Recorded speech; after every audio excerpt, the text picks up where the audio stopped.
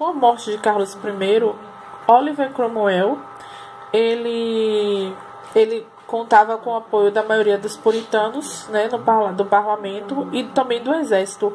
Ele consegue extinguir a monarquia e a Câmara Alta. Só que isso não quer dizer que a Inglaterra ela tinha sido instaurada para uma república democrática, não. Cromwell ele ainda teve outros grupos e ele teve que enfrentar diversos grupos de rebeliões, né? Tanto da esquerda, esses grupos de rebeliões faziam parte tanto da esquerda quanto da direita. E eles reivindicavam mudanças, né? Mudanças mais radicais. Entre esses grupos existiam os niveladores, né? Que eles desejavam participação política mais ampla e também pediam proteção das pequenas propriedades. Existia também os escavadores, né? Que eram mais radicais. Porém, eles defendiam a sociedade com base na propriedade comum de terra. E existia também os Seekers e os Hamsters.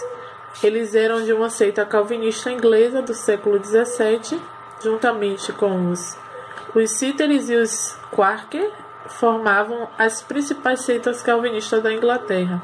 E todos eles defendiam o fim da hierarquia social e da propriedade privada. Então eles tinham algo em comum, né? Esses eram chamados dos grupos minoritários. Que a burguesia ela não concordava com os interesses desses grupos, né? Que acabaram sufocados por Cromwell, né? E além de ocorrências de rebeliões radicais durante seu governo, foram eliminados, legalizou-se a propriedade privada e o campo passou a produzir para o mercado.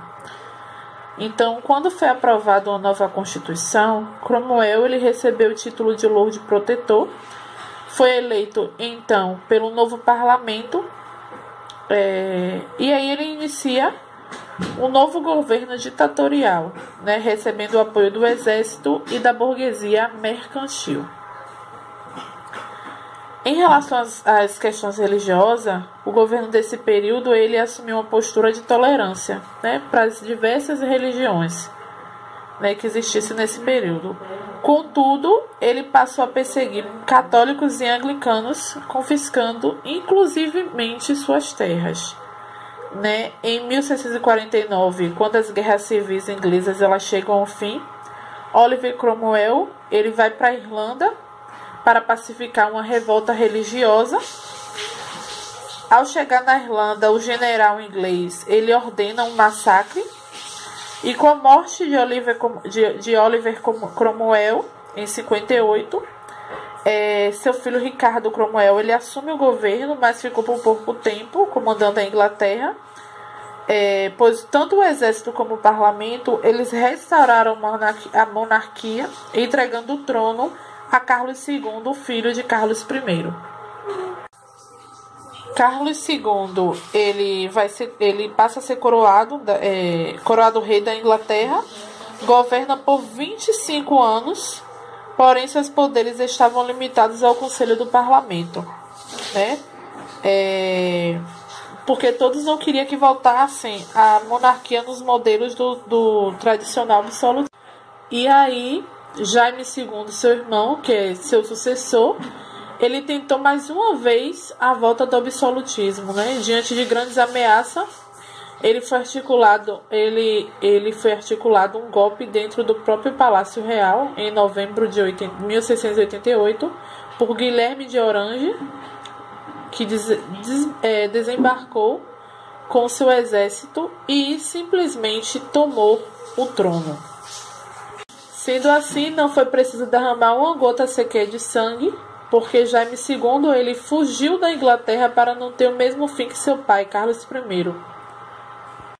E aí, quando a Revolução ela termina, o monarca Guilherme de Orange, né, marido de Maria, filha de Jaime II, ele simplesmente jurou obedecer à Declaração dos Direitos, né, que a Declaração dos Direitos era um conjunto de leis que também foi elaborado pelo parlamento inglês, e assegurou o poder parlamentar, não é isso?